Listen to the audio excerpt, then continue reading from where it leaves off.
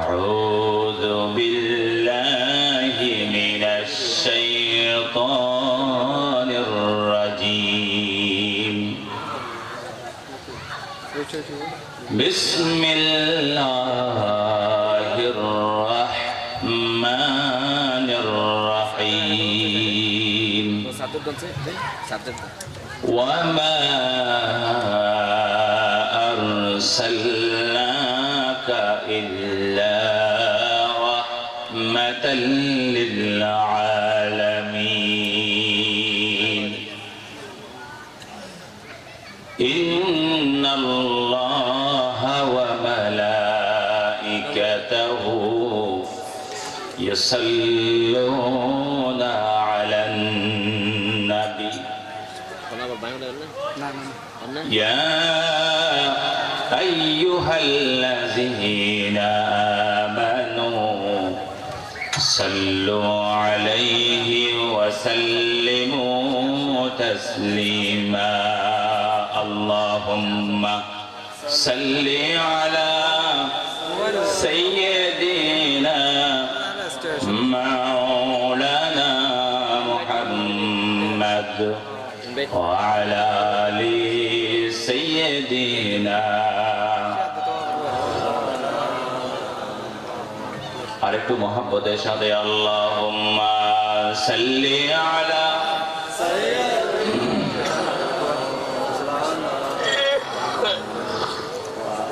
ওয়া আলা আলি সাইয়্যিদিনা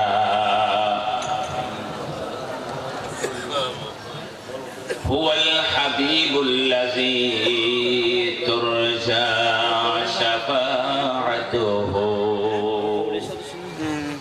لكل هول من الأهوال مقتحم اللهم صل على سيدنا مولانا محمد وعلى آل سيدنا بلغ العلا بكماله كشف الدجى بجماله حسنت جميع خصاله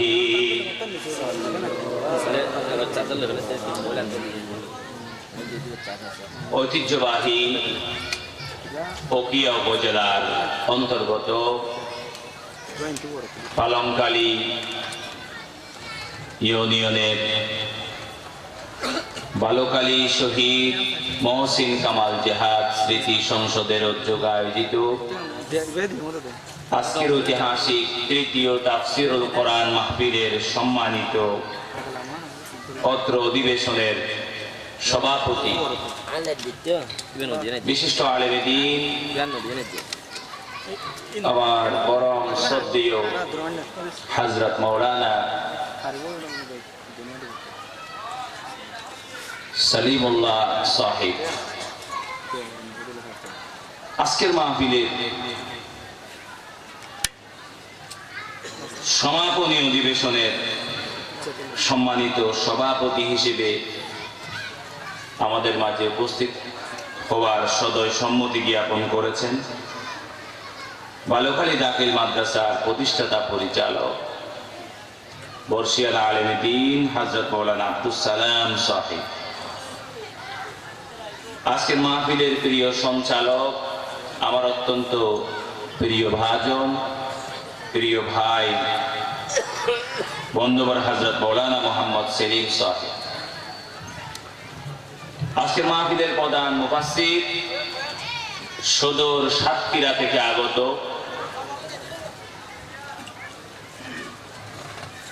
মিশরের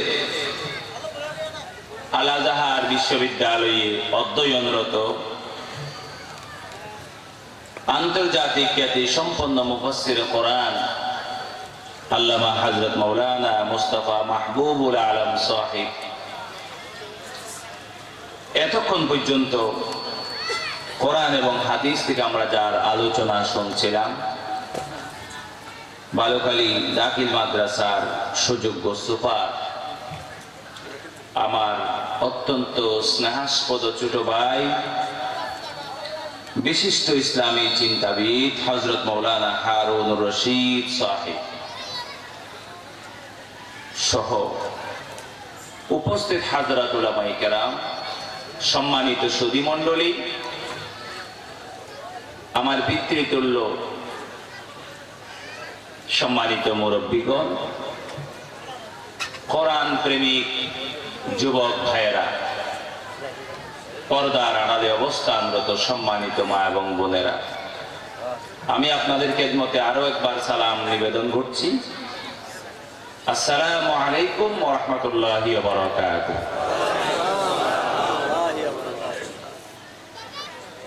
লাখো কোটি শুকরিয়া জ্ঞাপন করছি সেই মহান মাবুদের দরবারে, যিনি অত্যন্ত মেহেরবানি করে, অত্যন্ত দয়া করে কোরআনুল কারীমের মাহফিলে আমাদের আসার বসার সুযোগ করে দিয়েছেন। আমরা সকলে বলছি আলহামদুলিল্লাহ। আল্লাহ যদি আমাদেরকে দয়া না করতেন, আমরা কি এখানে আসতে পারতাম? আমরা যে এখানে আসতে পেরেছি, এটা নিঃসন্দেহে কার রহমত? আল্লাহর রহমত। কোরআনের মাহফিলে আসা, কোরআনের মাহফিলের জন্য সময় দেয়া, এটা যে কেউ পারে না। আল্লাহ পাক যাদেরকে বাছাই করেন, আল্লাহ পাক যাদেরকে রহমত করেন, কেবল তারাই পারেন। কথা বলেন ঠিক কি না? কাজেই আমরা আরো একবার বলি আলহামদুলিল্লাহ। রব্বানা লাকাল হামদ হামদান কাসীরান তাইয়িবান মুবারাকান ফীহা। প্রিয় ভাইরা, আমি কৃতজ্ঞতা জ্ঞাপন করছি তৃতীয়বারের মতো আজকের এই বিশাল তাফসীরুল কোরআন মাহফিলটি আমার অত্যন্ত স্নেহাস্পদ মাসুক সহ এখানে যারা অত্যন্ত কষ্ট করে আজকের এই মাহফিলটি আমাদেরকে উপহার দিয়েছেন, আমি সকলকে আন্তরিক মোবারকবাদ জানাচ্ছি, ধন্যবাদ জানাচ্ছি, দোয়া করছি আল্লাহর দরবারে। আজকের এই মাহফিল অত্যন্ত কষ্ট করে যারা আয়োজন করেছেন, টাকা পয়সা বুদ্ধি পরামর্শ দিয়ে সার্বিকভাবে যারা সহযোগিতা করেছেন, আমি সকলের জন্য দোয়া করছি। আল্লাহর কাছে বলি, রব্বুল আলামিন, মাবুদ, এই মাহফিল তুমি আমাদের সকলের জন্য কিয়ামতের দিন মুসিবতের সময় নাজাতের ওসিলা বানিয়ে দিও। সবাই বলি আমিন। এই মাহফিলের জন্য দোয়া করি, আল্লাহ এই মাহফিলটা এই জমিনে কিয়ামত পর্যন্ত তুমি জারি করে দিও। সবাই বলি আমিন। এই মাহফিলের ওসিলায় এলাকার চারপাশে মাহফিলের আওয়াজ যতটুকু যাচ্ছে, আল্লাহ তুমি এই জায়গাটাকে তুমি নিরাপত্তার চাদরে তুমি ডেকে রাখার ব্যবস্থা করে দিও আল্লাহ। এই মাহফিলের ওসিলায় পুরো এলাকা বলা মুসিবত থেকে আল্লাহ তুমি হেফাজত করো আল্লাহ। আমার মাসুক তার আম্মা জানের জন্য খাস করে দোয়া চেয়েছে। প্রধান মেহমান দোয়া করবেন শেষে, আমার তো সুযোগ হবে না তখন। আমি আজকে এই বিশাল জনতাকে সামনে নিয়ে আজকের এই মাহফিল কমিটির আয়োজকদের অন্যতম আমার স্নেহাস্পদ মাসুকের আম্মার জন্য দোয়া করি। আল্লাহ তাআলা, তুমি তো সকল ডাক্তারের ডাক্তার, কবিরাজের কবিরাজ, তোমার উপরে কোনো ডাক্তার নেই। আল্লাহ তোমার বান্দিকে তুমি শেফায়ে আজলা কামেলা দান করো। সবাই বলি আমিন। সম্মানিত ভাইয়েরা, আমি আপনাদের সামনে আল্লাহ তাআলার আখিরি হেদায়েতের কিতাব কোরআনুল কারীমের সূরা আম্বিয়া, একটি সূরা আছে, সূরার নাম কি? সূরাতুল আম্বিয়া। এই সূরার 107 নম্বর আয়াত তেলাওয়াত করেছে। আল্লাহ পাক আমাকে যদি তৌফিক দেন, এই আয়াতকে সামনে রেখে আপনাদের সামনে প্রধান মেহমান আসা পর্যন্ত কিছু কথা বলার আমি চেষ্টা করব। আমার কোনো ক্ষমতা নাই, যদি আল্লাহ পাক আমাকে বলার তৌফিক না দেন। কথা বলেন ঠিক কি না? লা ইলমা লানা ইল্লা মা আল্লামতানা। আল্লাহ আমাদেরকে তৌফিক দিন। সবাই বলি আমিন। এখনো পর্যন্ত রাস্তাঘাটে যে সকল ভাইয়েরা ঘোরাফেরা করছেন, আমি সকলকে অনুরোধ করব, প্রিয় ভাইয়েরা, মাহরুম যাবেন না, আপনারা হতভাগাদের কাতারে চলে যাবেন না, আপনারা প্যান্ডেলের ভিতরে চলে আসেন। আল্লাহর রহমত আপনাদেরকে বেষ্টন করে আছে। রহমতের বেষ্টনের ভিতরে আপনারা চলে আসেন। এই মাহফিল কোরআনের মাহফিল, এই মাহফিলকে আল্লাহর রহমত দিয়ে আল্লাহ রাব্বুল আলামিন বেষ্টন করে রেখেছেন, ঘিরে রেখেছেন। আলহামদুলিল্লাহ। বিশ্বাস হয়? আপনাদের কি বিশ্বাস হয়? আমি বলি না, আমার নবী বলেছেন, মাজালিসুল ইলম হিয়া রাউযাতুম মির রিয়াদিল জান্নাহ। কোরআনের মাহফিল, যেখানে কোরআন হাদিস থেকে আলোচনা হয়, আল্লাহর নবী বলেছেন ওটা জান্নাতের বাগান, ওটা জান্নাতের টুকরা। সুবহানাল্লাহ। তাইলে আমরা এখন কোন পরিবেশে আছি? কথা বলেন। জান্নাতি পরিবেশে, কোন পরিবেশে আছি?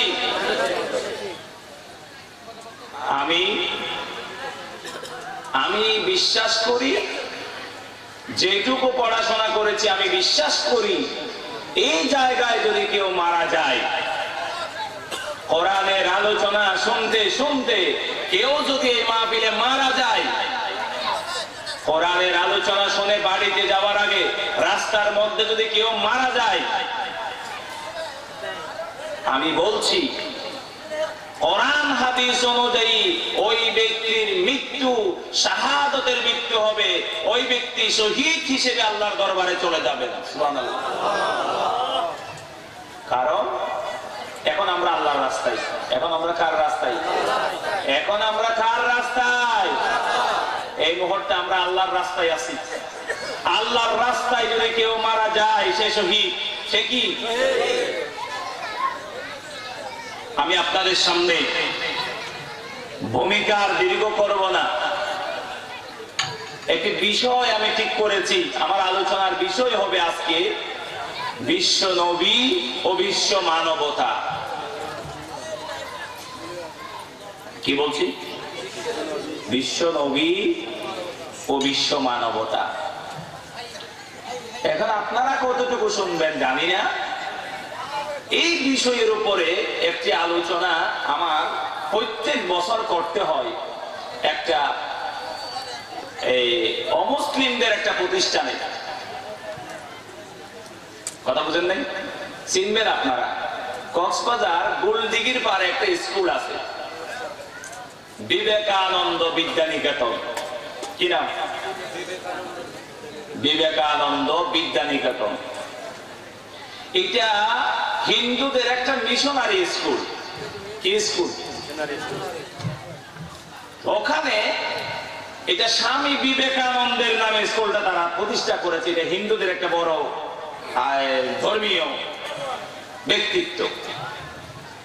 যেহেতু হিন্দুদের মিশনারি স্কুল, তারা সেখানে প্রত্যেক বছর স্বামী বিবেকানন্দ ওনার জীবনী নিয়ে একদিন আলোচনা করেন। ওখানে কিছু মুসলিম টিচার আছে আর কিছু মুসলিম শিক্ষক আছে, শিক্ষার্থী আছে। তখন তারা একটা দাবি তুলল যে যেহেতু এখানে মুসলমানদের সন্তানেরাও পড়ালেখা করে, আমরা কিছু মুসলমান শিক্ষকও আছি, এখানে আমাদের নবীর জীবনী নিয়ে একদিন আলোচনা করলে, আলোচনার আয়োজন করলে কেমন হয়। স্কুল কর্তৃপক্ষ কিন্তু হিন্দু, তারা এই দাবি মেনে নিয়েছে। মেনে নিয়ে তারা প্রত্যেক বছর স্বামী বিবেকানন্দের জীবনী নিয়ে যেভাবে একদিন আলোচনা করে, আমাদের নবীজির জীবনী নিয়ে তারা একদিন আলোচনা করে। সেখানে মুসলমান ছাত্র ছাত্রী থাকে, মুসলমান অভিভাবক থাকে, অভিভাবিকা থাকে, আবার হিন্দু অভিভাবক এবং অভিভাবিকা থাকে, হিন্দু শিক্ষক, হিন্দু শিক্ষার্থীও থাকে। ওখানে তারা পরপর 3 বছর আমাকে অতিথি করেছে। আমি ওখানে আলোচক হিসেবে যাই। তারা বিষয় ঠিক করে দিয়েছে, এই বিষয়টা আজকে যে বিষয়টা আপনাদের সামনে আমি আলোচনা করব, বিশ্ব নবী ও বিশ্ব, কথা বলে না, বিশ্ব নবী ও বিশ্ব মানবতা। আমি কেন যাই? আমরা যে দাওয়াত দেই মানুষদেরকে, মুসলমানদের একটা ট্রেডিশন হয়ে গেছে, মুসলমান শুধু মুসলমানকে বলবে নামাজ পড়, অমুসলিমদের মাঝে কোনো দাওয়াত নাই।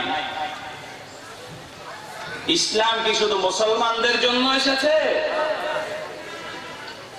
ইসলাম এসেছে মুসলমান অমুসলমান নির্বিশেষে মানবতার জন্য। সুবহানাল্লাহ। এটা আমার জন্য একটা সুযোগ ছিল, আমি এই সুযোগকে কাজে লাগিয়েছি। আমি ওখানে গিয়ে মুসলিম ও মুসলিম কমিউনিটির সবার উদ্দেশ্যে ইসলামের মহানুভবতার, নবী করিম সাল্লাল্লাহু আলাইহি ওয়াসাল্লামের মানবতার যে দিকগুলি ছিল, এগুলি ইসলামের সৌন্দর্যগুলি আমি তাদের সামনে যুক্তি এবং দলিল দিয়ে আমি উপস্থাপন করার চেষ্টা করেছি। এইটা আমি কি ঠিক করেছি না ভুল করেছি?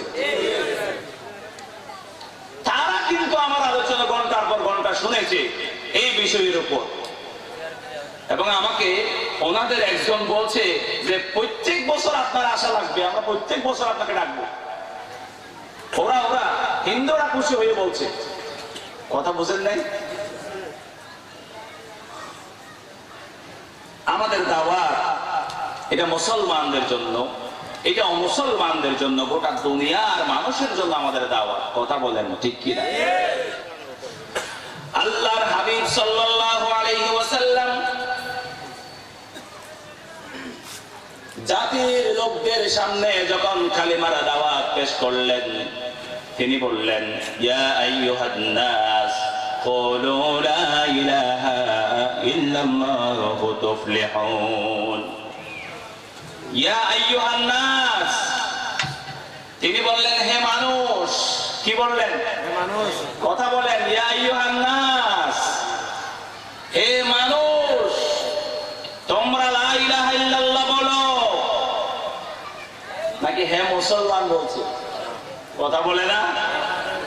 হে মুসলমান বলছে, ইয়া আইয়ুহাল মুসলিমুন বলেছেন না ইয়া আইয়ুহান নাস বলেছেন? ইয়া আইয়ুহান নাস মানে হলো হে মানুষ সকল, কুলু লা ইলাহা ইল্লাল্লাহু তুফলিহুন, তোমরা লা ইলাহা ইল্লাল্লাহর ঘোষণা দাও, তোমরা কামিয়াব হয়ে যাবে। কাজেই বোঝা গেল ইসলামের দাওয়াত, কালিমার দাওয়াত এটা শুধু মুসলমানদের জন্য নয়, এই দাওয়াত মুসলমান ও মুসলমান নির্বিশেষে দুনিয়ার সকলের জন্য, মানবতার জন্য। কথা বলেন ঠিক কিনা? আমি যে আয়াতটি তেলাওয়াত করেছি লক্ষ্য করুন, আল্লাহ পাক বলছেন, ওয়া মা আরসালনাকা ইল্লা রাহমাতাল লিল আলামিন। আল্লাহ পাক বলছেন, নবী হে, আমি আপনাকে প্রেরণ করেছি সমগ্র দুনিয়াবাসীর জন্য রহমত স্বরূপ। সুবহানাল্লাহ। আল্লাহ পাক এই কথা বলতে পারতেন, ওয়া মা আরসালনাকা ইল্লা রাহমাতাল লিল মুসলিমিন। আল্লাহ কি এটা বলছে? কথা বলেন। আল্লাহ কি ওয়া মা আরসালনাকা ইল্লা রাহমাতাল লিল মুসলিমিন বলেছেন না রাহমাতাল লিল আলামিন বলেছেন? আল্লাহ পাক রাহমাতাল লিল মুসলিমিন বলেন নাই। ও নবী, আপনি শুধু মুসলমানদের জন্য রহমত, এই কথা আল্লাহ পাক বলেন নাই। আল্লাহ পাক বলেছেন আপনি দুনিয়ার সকল মানুষ আর প্রাণীর জন্য রহমত। সুবহানাল্লাহ। আমার আল্লাহ হলেন রব্বুল আলামিন, আর আমার নবী হলেন রাহমাতুল লিল আলামিন। কত চমৎকার মিল! আল্লাহর পরিচয় দিতে গিয়ে আল্লাহ পাক বলছেন, আলহামদুলিল্লাহি রাব্বিল আলামিন। সমস্ত প্রশংসা বিশ্ব জাহানের মালিক আল্লাহ পাকের জন্য। কথা বলেন ঠিক কিনা? আল্লাহ হলেন রব্বুল আলামিন, আর আমার নবী হলেন রাহমাতুল লিল। আল্লাহ তিনি বিশ্ব জাহানের মালিক, আর নবী তিনি বিশ্ব জাহানের জন্য রহমত। সুবহানাল্লাহ। তাইলে আমাদের দাওয়াত কি শুধু মুসলমানদের জন্য হবে না অমুসলিমদের জন্য আমাদের দাওয়াত হতে হবে? কথা বলেন। আমাদের তাবলীগের ভাইয়েরা আছে না, আমি আমার ভাইদেরকে মহব্বত করি, আমার মসজিদেও তাবলীগের ভাইয়েরা থাকে, আমি যেখানে খুতবা দেই কওমি, আলিয়া, তাবলীগ, বিএনপি, জামাত, আওয়ামী লীগ, হেফাজত সব দলের লোক থাকে। কথা বুঝেন নাই? সবার উদ্দেশ্যে কথা বলি। আমি পড়ালেখা করেছি আলিয়ায়, কওমিতে আমি পড়ি নাই কখনো না, কিন্তু আমার এই চোখ দিয়ে আমি কোনোদিন আলিয়া, কওমি, ওয়াহাবি, সুন্নি এভাবে আমি ফরক করি নাই, ফরক করে কথা বলি নাই। শহীদার কাছে যেটা পেয়েছি ওটা নিয়েছি, ভুল যেটা পেয়েছি এটা আমি যেখানে পড়েছি আমার উস্তাদ ভুল করেছে ওটা আমি নেই নাই। কোরআন হাদিসের আলোকে আমি যাচাই বাছাই করেছি, আমার উস্তাদের যদি ভুল থাকে ভুল ওটা নেই নাই, আমি নেওয়ার চেষ্টা করেছি কোরআন হাদিস যেটা বলেছে ওইটা। এখন তাবলীগের ভাইয়েরা তারা আমার ভাই, তারা অনেক ভালো ভালো কাজ করেন। যেমন যারা সারা জীবন মাদ্রাসায় লেখাপড়ার সুযোগ পায় নাই, 60 বছর 50 বছর বয়স হয়ে গেছে, এইরকম কত হারা মানুষগুলিকে তারা নামাজ, কালেমা, রোজা, জিকির, আজকার এগুলি শিক্ষা দিচ্ছে, ঠিক না? এটা নিঃসন্দেহে অনেক বড় কাজ। তবে এখানে আমরা দেখি বেশিরভাগ একজন মুসলমানকে শিক্ষা দেওয়া হচ্ছে, ঠিক কিনা? একজন মুসলমান আরেকজন মুসলমানকে শিক্ষা দিচ্ছে।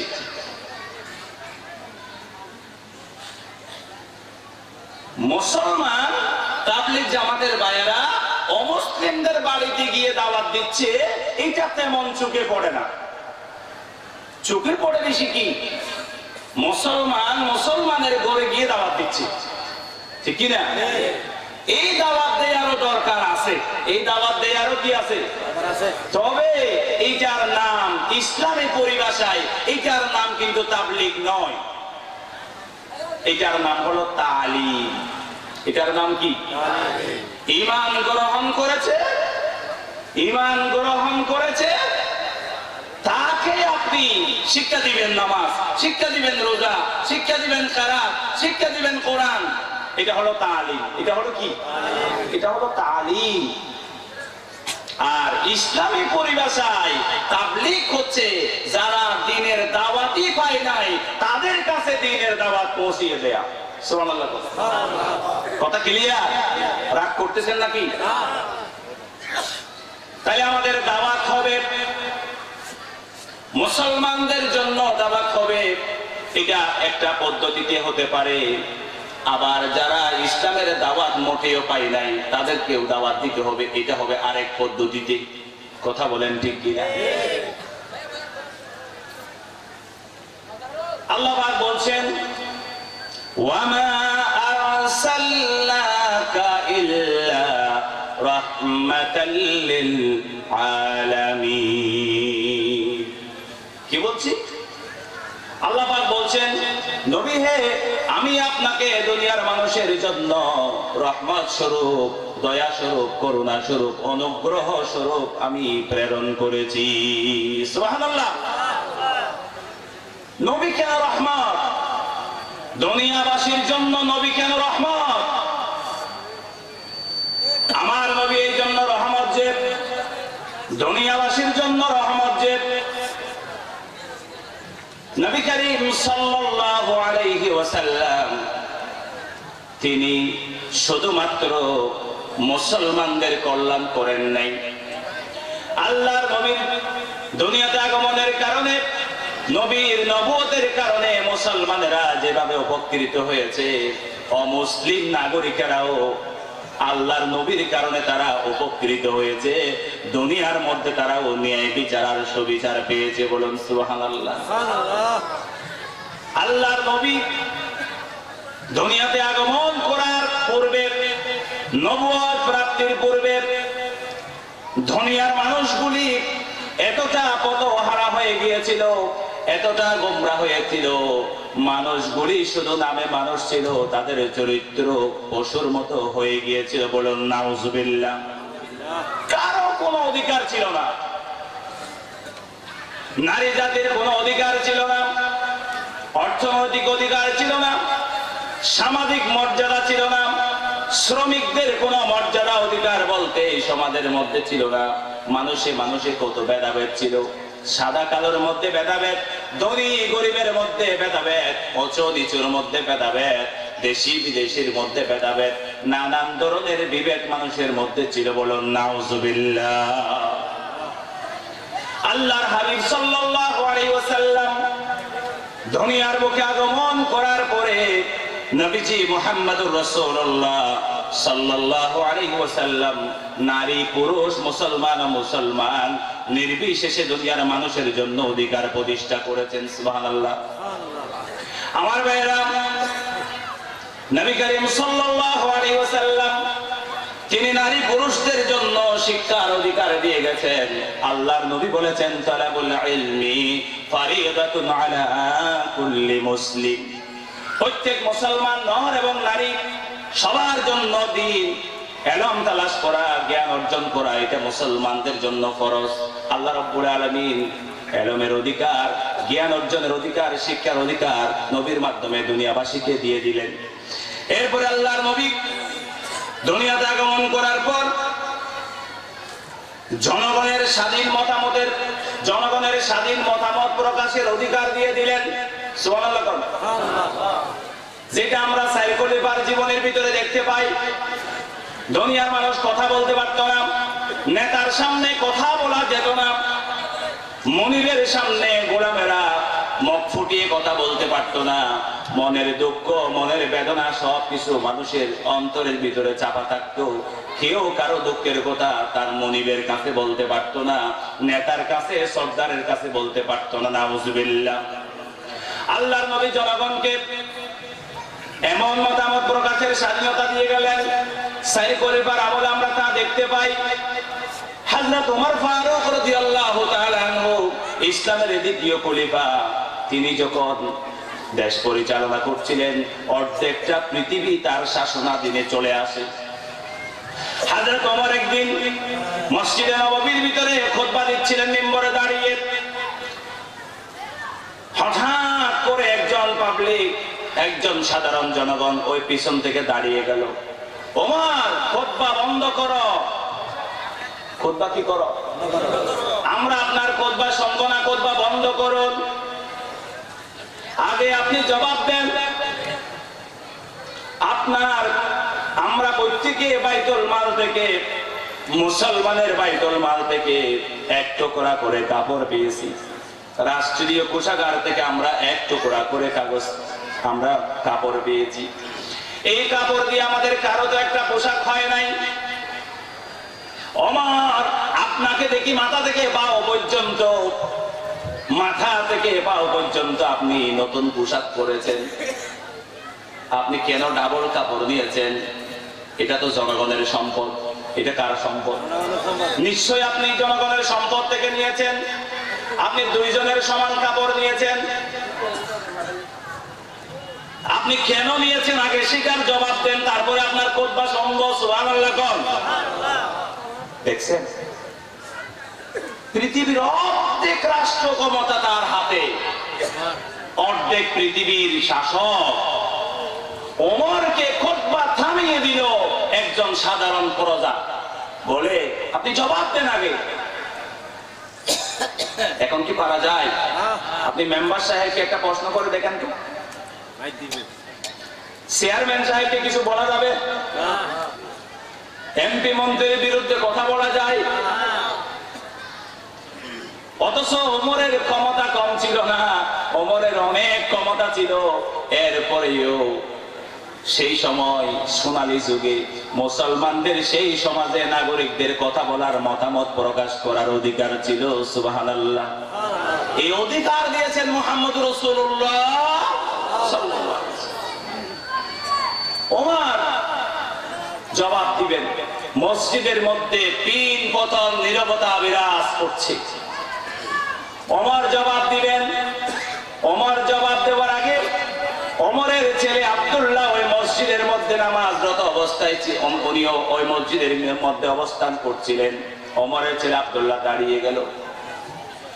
জনগণের উদ্দেশ্যে আব্দুল্লাহ বললেন, সম্মানিত মুসল্লিগণ, দেখুন আমার আব্বা যেমন রাষ্ট্রের নাগরিক হিসেবে একটু করা কাপড় পাই, আমিও রাষ্ট্রের নাগরিক হিসেবে একটু করা কাপড় পাই। আপনারা দেখেন আমার পরনের মধ্যে কোনো নতুন জামা নাই, নতুন জামা নাই। আমি জানতাম আমার আব্বাকে আজকে খুতবা দিতে হবে। আমার আব্বার একটা জামা ছিল, একটা জুব্বা ছিল। ওই জুব্বাটা, ওই জামাটা এত জীর্ণ শীর্ণ পুরাতন হয়ে গেছে, এটা পরার মতো, পরিধান করার মতো অবস্থা আর ছিল না। সেই জন্য আমার বরাদ্দের মধ্যে যে কাপড়টা ছিল, এই কাপড়টা আমি আমার আব্বাকে দিয়ে দিয়েছি। আর আমার আব্বার একটা, আমার একটা, দুইটা কাপড় মিলে আমার আব্বার একটা জামা সেলাই করা হয়েছে। সুবহানাল্লাহ।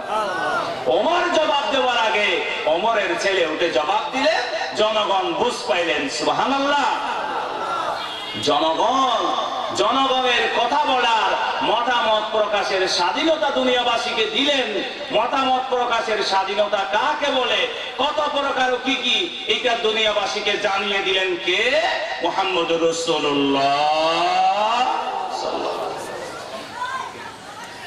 আল্লাহর নবী কেন দুনিয়াবাসীর জন্য রহমত স্বরূপ?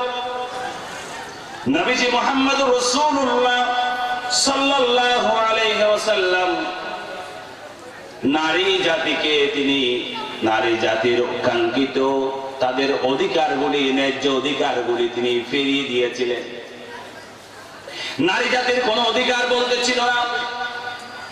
নারী জাতিকে নির্যাতন করা হতো, নারী জাতিকে অপমান করা হতো। এমনকি আল্লাহ রাব্বুল আলামিন বলেন, وَإِذَا بُشِّرَ أَحَدُهُم بِالْأُنثَى ظَلَّ وَجْهُهُ مُسْوَدًّا وَهُوَ كَظِيمٌ। সেই সময় কোন পিতাকে যখন সংবাদ দেয়া হতো তোমার একটি কন্যা সন্তান জন্মগ্রহণ করেছে, পিতা গোসায় চেহারা মলিন করে ফেলতো, রেগে ফেটে পড়তো।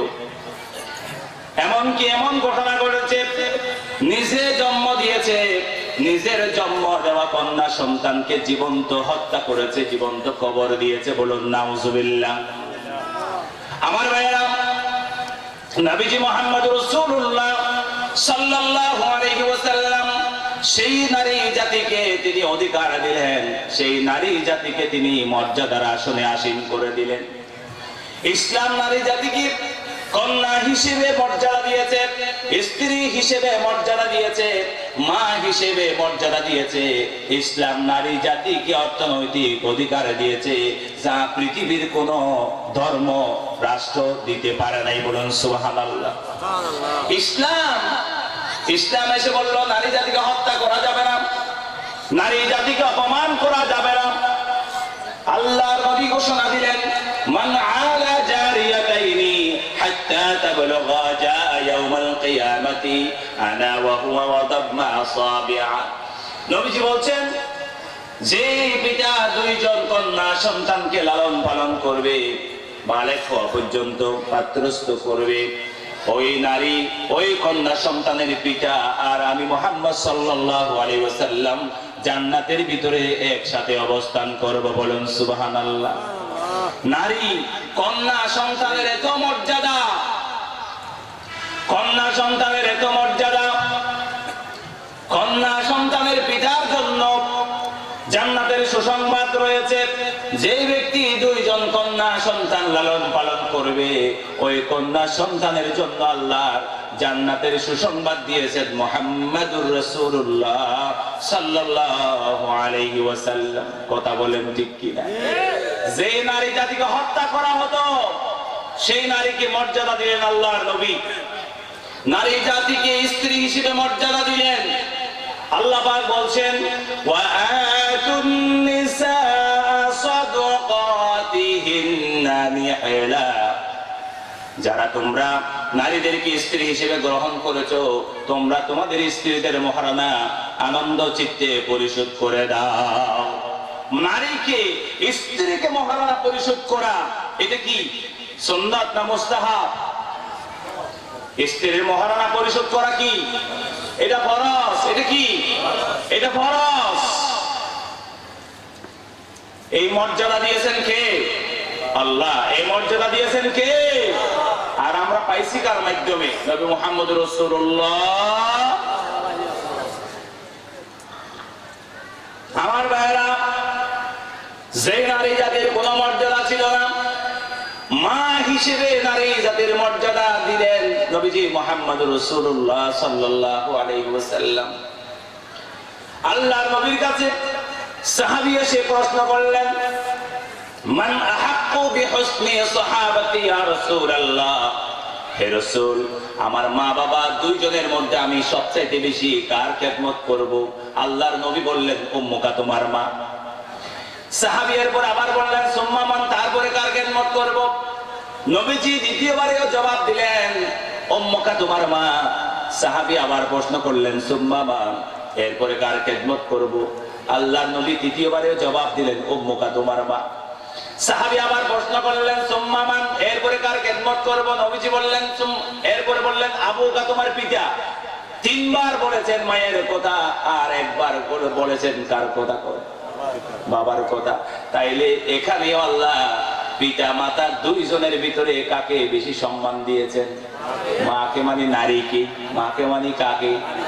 নারী জাতির কত মর্যাদা, নারী জাতির কত মর্যাদা। যে নারী জাতিকে হত্যা করা হতো, যেই নারীর কোনো মর্যাদা ছিল না, সেই নারীকে রাসূল কত মর্যাদা দিলেন। আল্লাহর নবী বলেছেন, আল জান্নাতু তাহতা কদামিল উম্মাহাত। নারী মায়ের পদতলে, নারীর পদতলে সন্তানের বেহেশত। সুবহানাল্লাহ। পিতার পায়ের তলে নাই, কোন পুরুষের পায়ের নিচে কারো বেহেশত। স্বামীর পায়ের তলে বেহেশত। একটা কথা আমাদের সমাজে চালু আছে, এটা কথা সহি নয়, এটা জাল কথা। এটা কি কথা? সহি কথা হলো কি? কথা বলেন, বেহেশত কোথায়? বেহেশত কোথায়? তবে হ্যাঁ, স্বামীর ব্যাপারে এটুকু বলা আছে, স্বামী যদি সন্তুষ্ট থাকে, এটা নারীর জন্য জান্নাতের কারণ হতে পারে। আলহামদুলিল্লাহ। আল্লাহর হাবিব বলেছেন, আইয়ুমা ইমরাতিন মাতাত ওয়া যাওজুহা আনহা রাদিন দাখালাতিল জান্নাহ।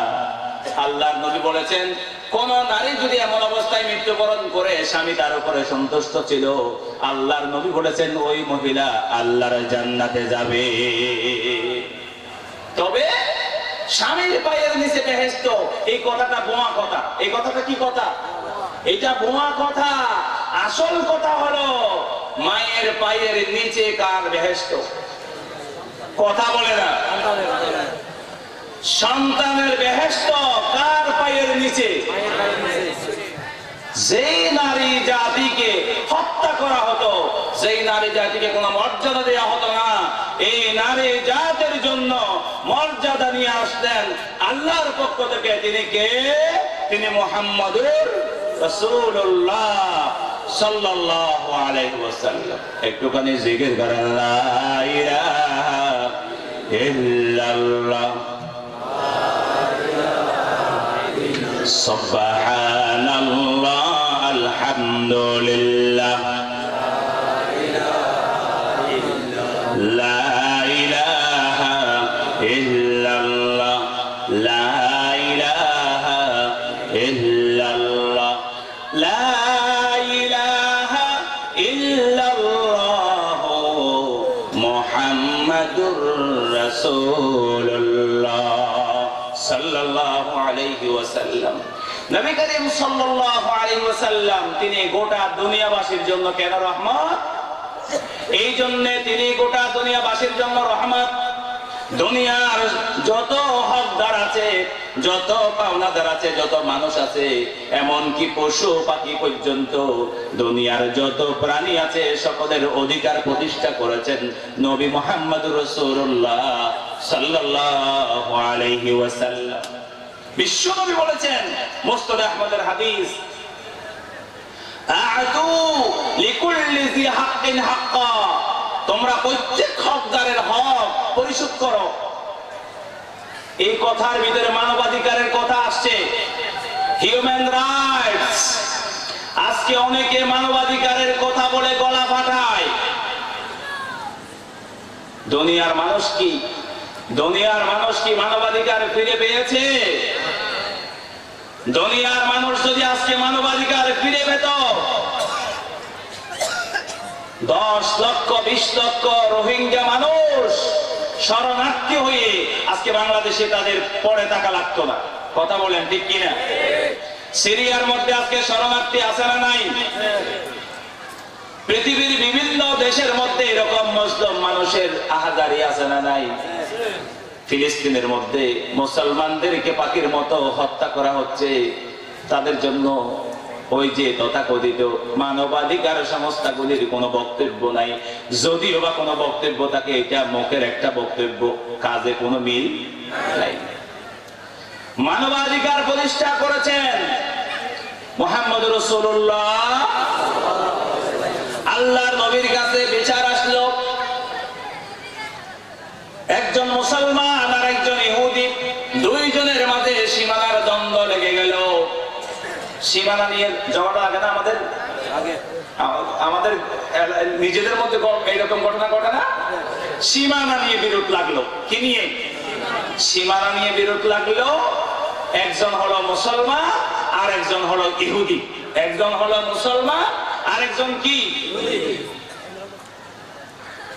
আল্লাহর নবীর কাছে বিচার নিয়ে আসলো তারা দুইজন। রাসূল সাক্ষী প্রমাণ ঘটনা তদন্ত করে সবকিছু দেখে রায় দিলেন ইহুদির পক্ষে। কার পক্ষে? ইহুদির পক্ষে। কার পক্ষে দিলেন? ইহুদির পক্ষে রায় দিলেন। নবীর দরবার থেকে বের হওয়ার পর ইহুদির কোনো কথা নাই, কিন্তু মুসলমান যে গিয়েছিল তার কথা রয়ে গেছে। তার কথা সে নবীর বিচারে সন্তুষ্ট না।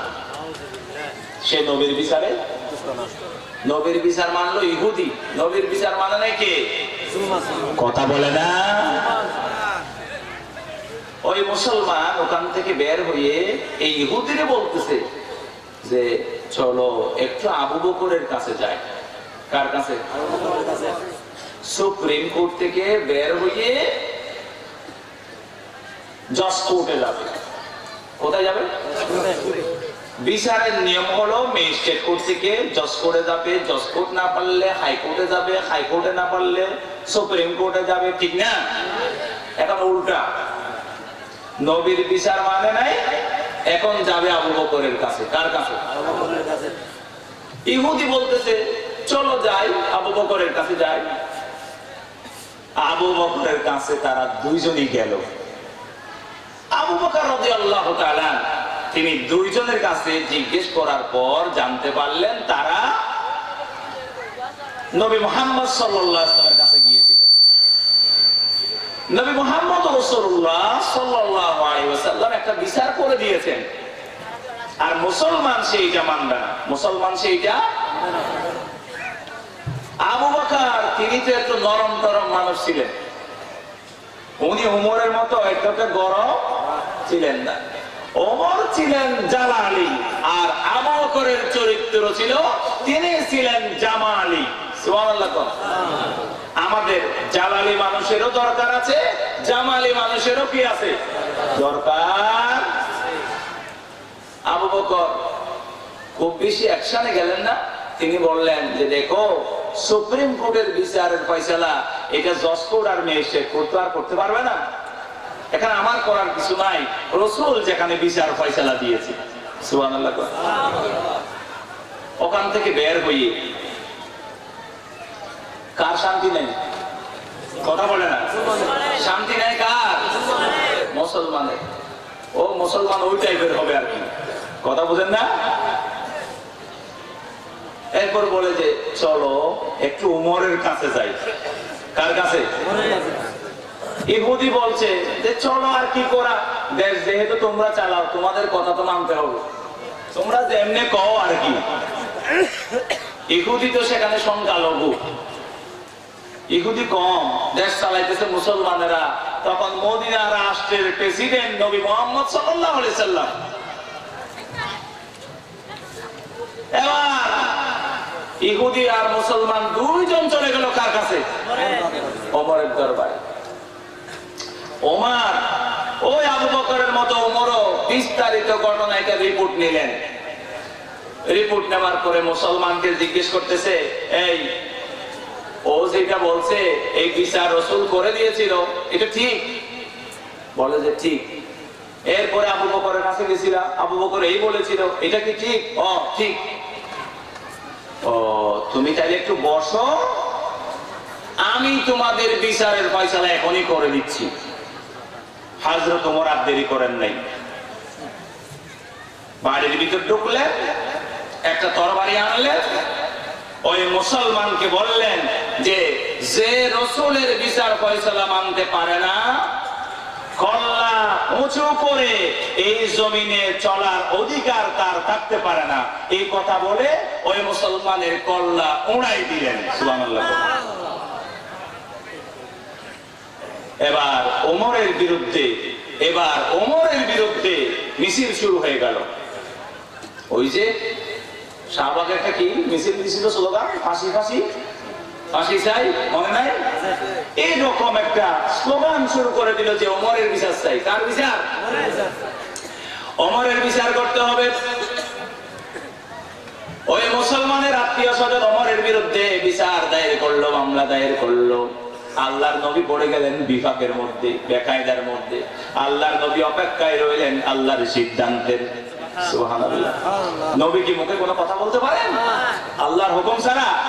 আল্লাহ পাক বলছেন, ওয়া মা ইয়ানতিকু আনিল হাওয়া ইন হুয়া ইল্লা ওয়াহায়ুন ইউহা।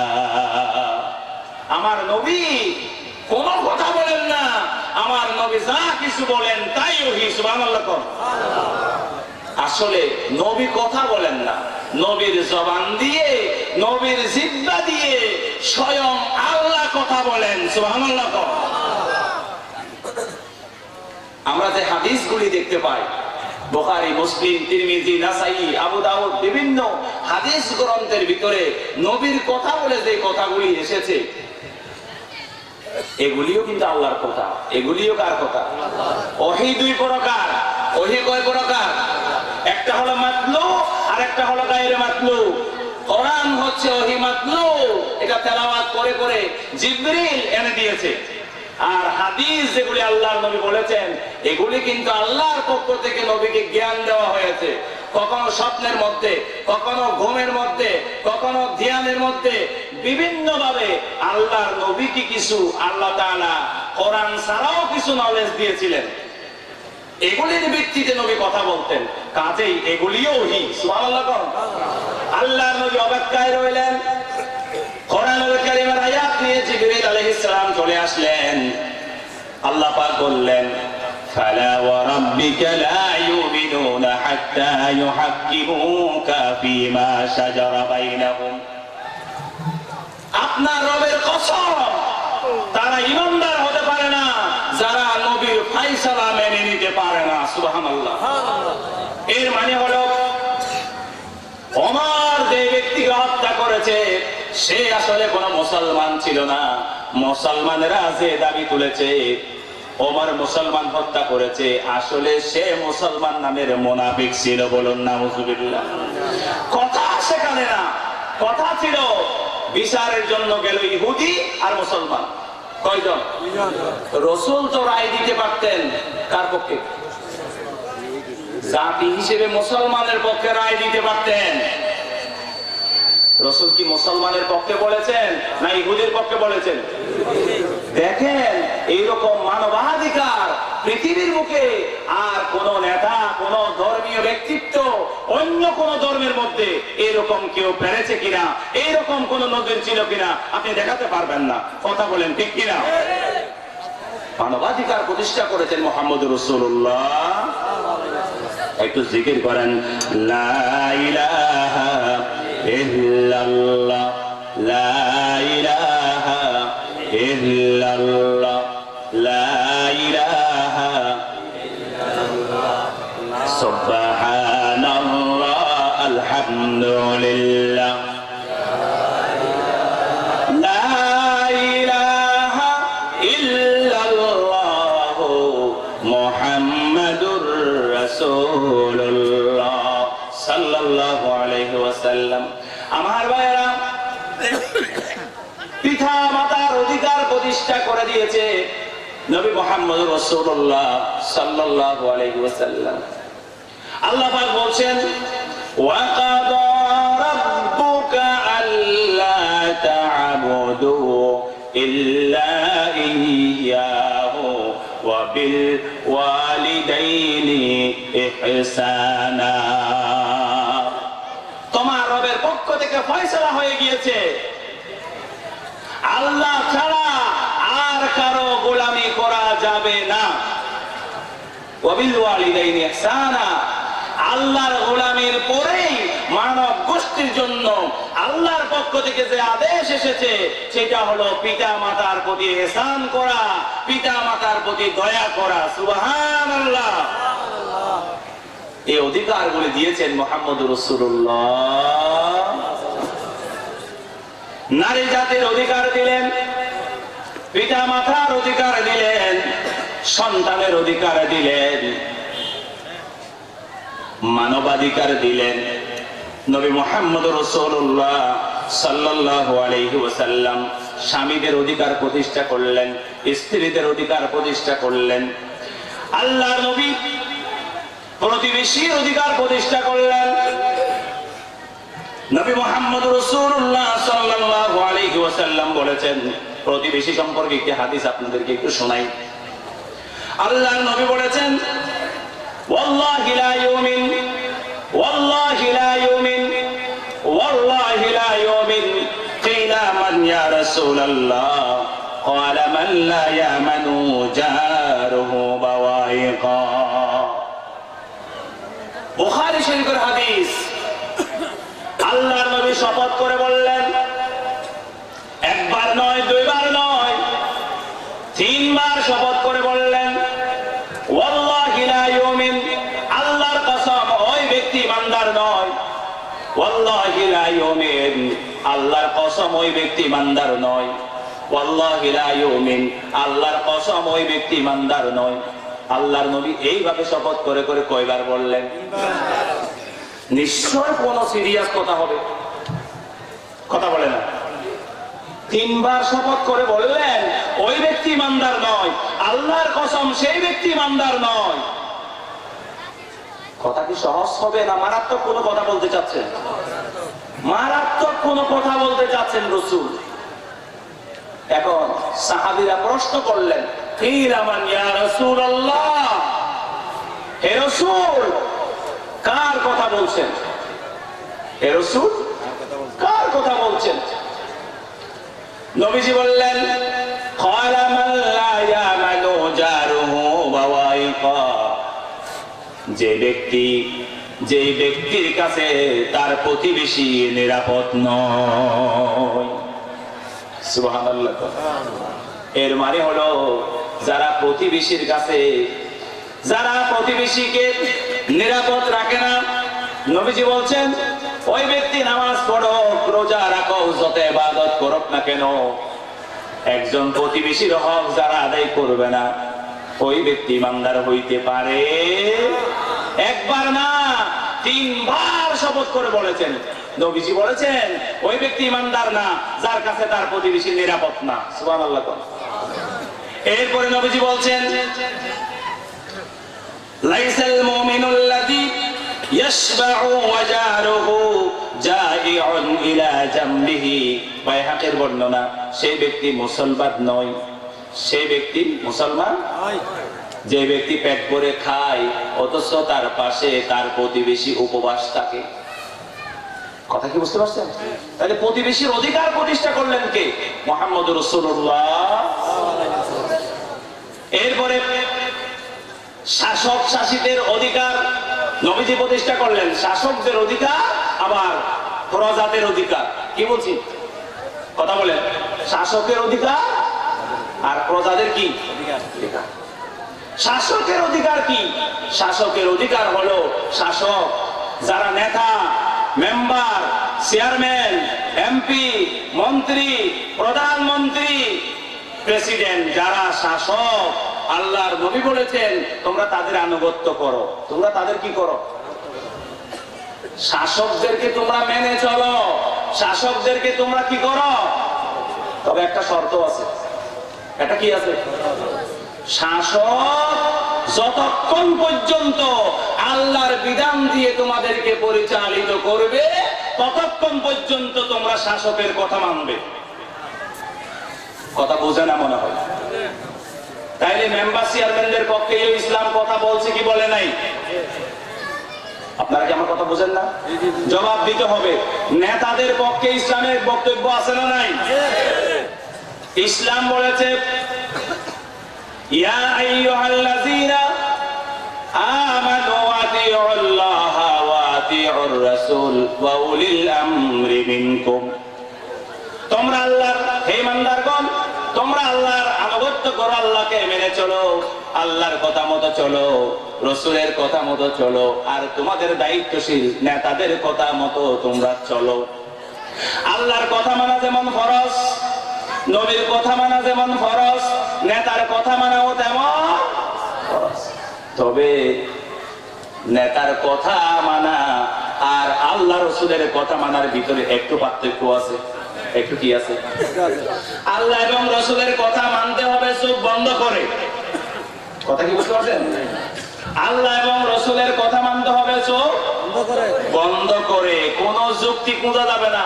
ওযু ভাঙছে পিছনের দরজা দিয়ে, সামনের দরজা দিয়ে কেন আমি ওযু করব? যুক্তি দেয়া যাবে। আল্লাহ এবং রাসূল যা বলেছেন বিনা যুক্তিতে আপনাকে মেনে নিতে হবে। কিন্তু শাসকের কথা, নেতার কথা বিনা যুক্তিতে, বিনা দলিলে মানা যাবে না। রাসূলুল্লাহ বলেছেন লা তাআতা লিমাখলুকিন ফি মাসিয়াতিল খালিক। আল্লাহর নাফরমানি হয়, স্রষ্টার নাফরমানি হয়, এইরকম কোন অবস্থাতে কোন সৃষ্টির আনুগত্য করা যাবে না, মেনে নেওয়া যাবে প্রয়োজনে। প্রয়োজনে তোমাদের জীবনে জেল জুলুম আসতে পারে, তোমাদেরকে ফাঁসির মঞ্চে নিয়ে যাওয়া হতে পারে। এর পরেও আল্লাহর বিধানের বিরুদ্ধে যদি তোমাদেরকে কোন নেতা আদেশ দেয়, ওই নেতার আদেশ পালন করা যাবে। রাসূলুল্লাহ বলছেন আলা ইন্নাল ইসলামা আলা ইন্নাল কিতাবা ওয়াস সুলতানা লা ইফতারিকানি ফালা তুফারিকুল কিতাব। আমার উম্মতেরা, তোমাদেরকে সাবধান করে দিয়ে যায়, তোমাদের মধ্যে এমন একটা সময় আসবে আল্লাহর কিতাব একদিকে চলে যাবে, রাষ্ট্র আরেকদিকে চলে যাবে। রাষ্ট্র চলবে রাষ্ট্রের গতিতে, তারা আল্লাহর কোরআন দিয়ে দেশ পরিচালনা করবে না। কথা কার? আরে ভাই কথা কয় না।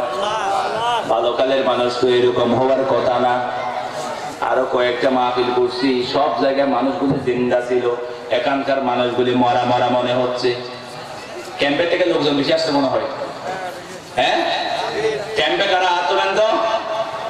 ক্যাম্পের লোক, আরে তো রোগ পাইছি, রোগ পাইছি, রোগ পাইছি, হাত নামান, হাত নামান, হাত নামান, আল্লাহ রহম করুন, সবাই বলে আমিন। একটু জিকির করেন লা ইলাহা ইল্লাল্লাহ,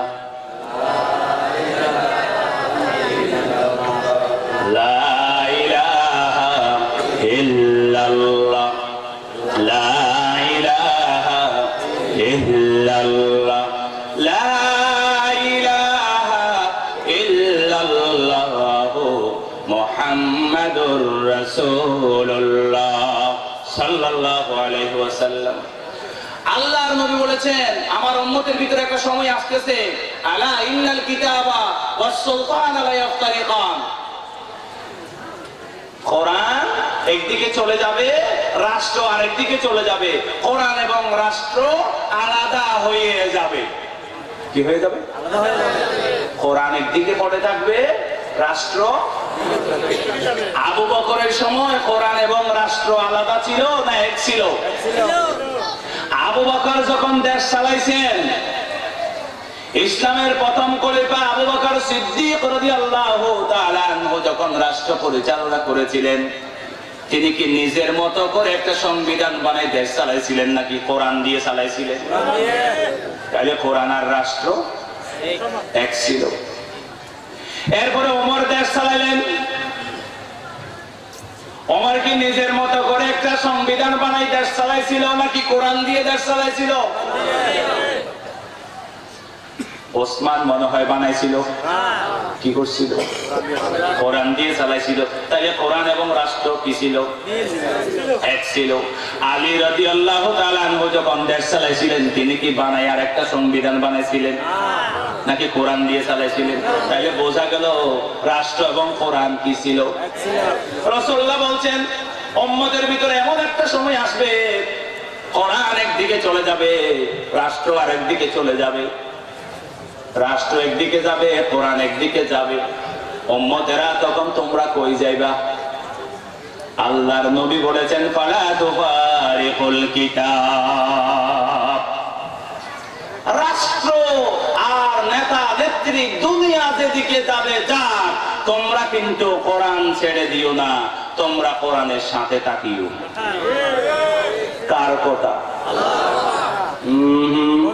নবীর কথা। কথা কার? তবে আমি আগেই বলেছি নবী যত কথা বলছে এগুলিও কার কথা? আল্লাহর কথা। তবে এই কথাটা নবী বলেছেন সেই জন্য আমরা বলছি এখন নবীর কথা। নবী বলছেন কি? রাষ্ট্র যেদিকে যাবে যাক, নেতা যেদিকে যাবে যাক, তোমরা কিসের সাথে থাকবা? যখন এই কাজ হবে তোমরা সুখে শান্তিতে থাকতে পারবা না, তোমাদের উপরে বিপদ চেপে বসবে। আলা ইন্নাহু সায়াকুনু উমারা ইয়াকাদুনা লাকুম ফাইন আতা'তুমুহুম ইউদিল্লুকুম। তখন তোমাদের যে সমস্ত নেতারা কোরআন বাদ দিয়ে রাষ্ট্র পরিচালনা করবে, এদের কথা মতো যদি তোমরা চলো তারা তোমাদেরকে জাহান্নামে নিয়ে ছাড়বে।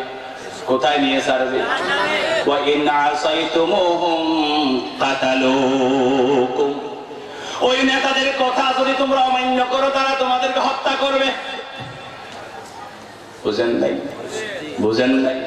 বাংলাদেশের ২ জন থাকলে হইলেও জবাব দেন না নাকি সব রোহিঙ্গা হয়ে গেছে?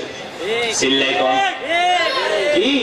কোরআন তোমরা যদি ওই নেতাদের কথা না মানো, যারা কোরআন বিরোধী নেতা, কোরআন বিরোধী নেতাদের কথা যখন তোমরা অমান্য করবে, রাসূলুল্লাহ বলছেন কাতালুকুম, তারা তোমাদেরকে কতল করবে, তারা তোমাদেরকে ফাঁসির রায় দেবে, ফাঁসির মঞ্চে নিয়ে যাবে। আমি বলি নাই, আমি হাদিসের তরজমা করেছি। আমার বিরুদ্ধে রাগ টাগ করে লাভ নেই। হাদিসের শব্দ বলি আর তরজমা করি। গাল গল্প করার জন্য এখানে আসি নাই, বাপ দাদার গল্প গুজব কখনো করি নাই। সাহাবী প্রশ্ন করলেন, আপনাদের মতো আমাদের মতো হাবাগোবা সাহাবী ছিল না। হঠাৎ করে সাহাবী প্রশ্ন করলেন, ইয়া রাসূলুল্লাহ কাইফা নাসনাউ, তখন আমরা যদি বেঁচে থাকি আমাদের করার কি থাকবে? আমরা কি করব? রাসূল বললেন, কামা সানাআ আসহাবু ঈসা আলাইহিস সালাম, তখন তোমাদের আর করার কিছু থাকবে না, তোমরা করবে ঈসা আলাইহিস সালামের সাহাবীরা যা করেছিল তোমরা তাই করবা। নুশিরু বিল মিনশার, তাদেরকে লোহার করাত দিয়ে জীবন্ত দ্বিখণ্ডিত করে হত্যা করা হতো। ওয়া হুমিলু আলাল খাসাফ, ফাঁসির কাষ্ঠের মধ্যে নিয়ে, শুলির মধ্যে নিয়ে তাদেরকে চড়ানো হতো, মৃত্যুদণ্ড দেয়া হতো।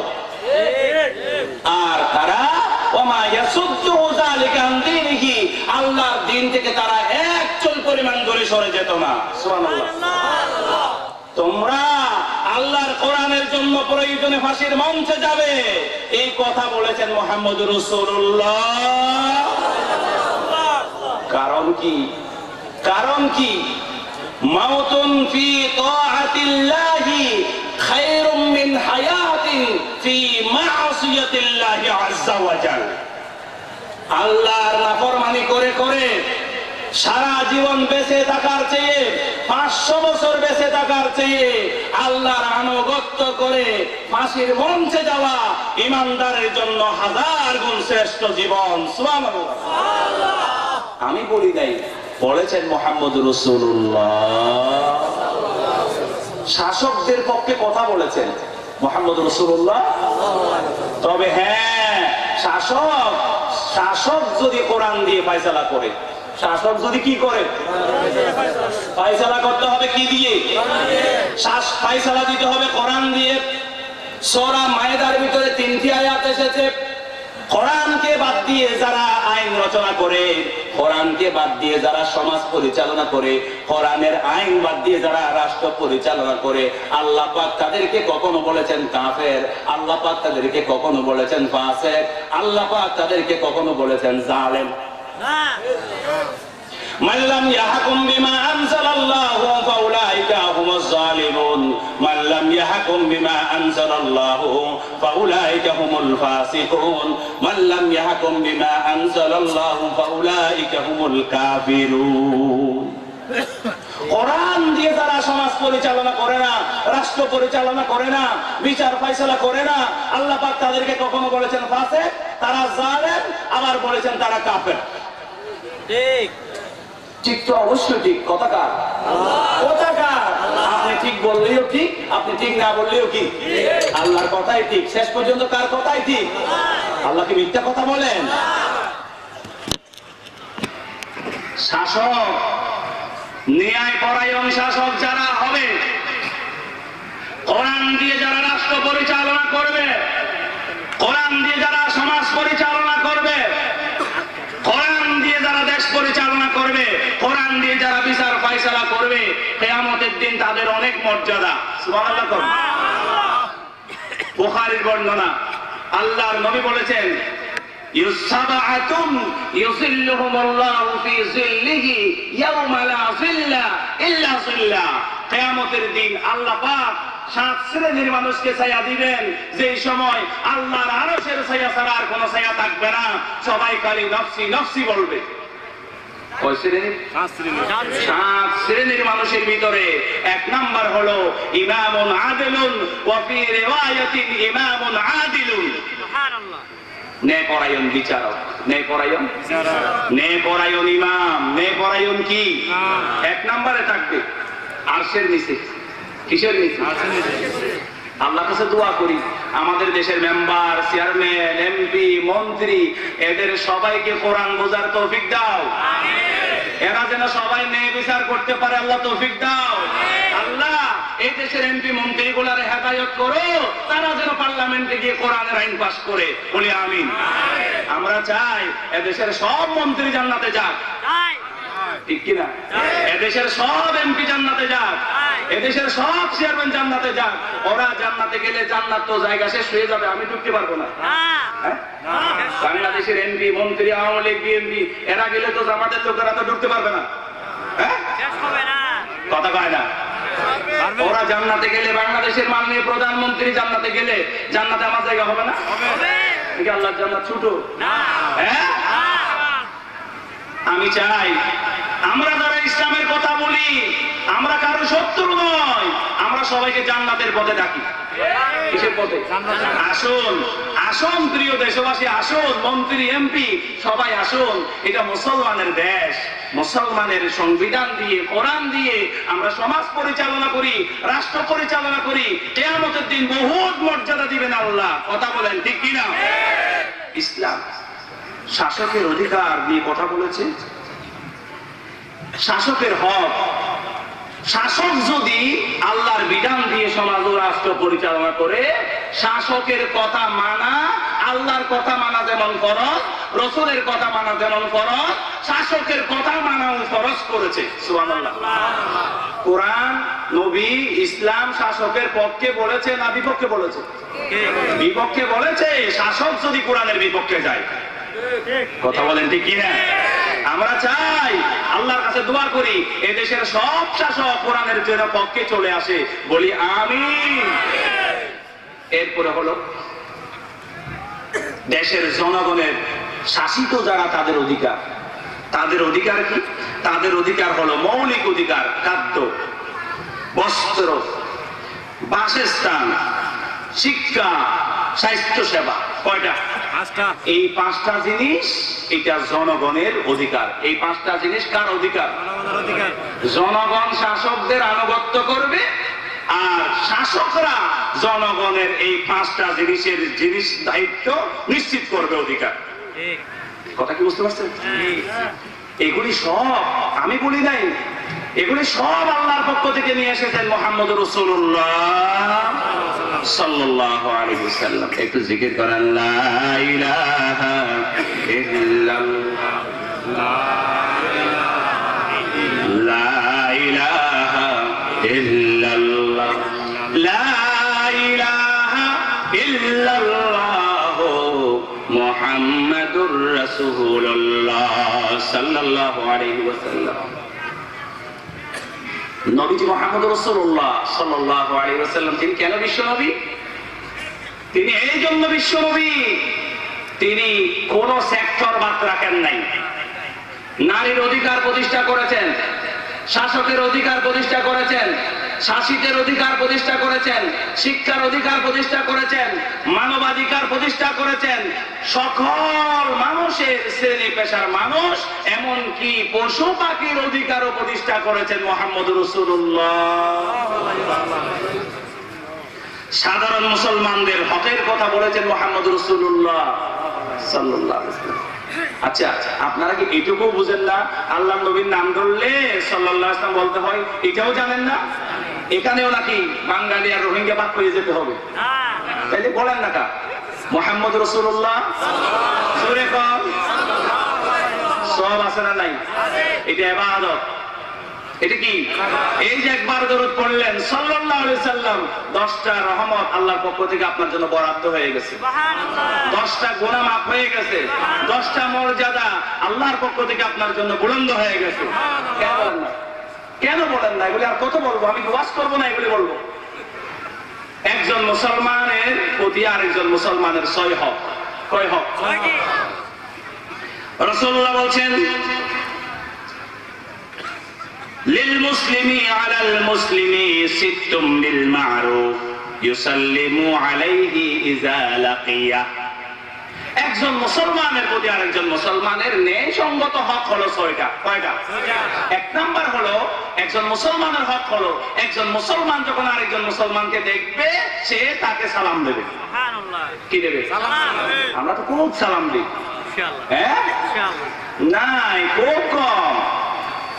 আর নেতা টেতা হইতে পারলে তো আর কথাই, ওরা বোর্ডের আগে খুব সালাম দেয় নাকি?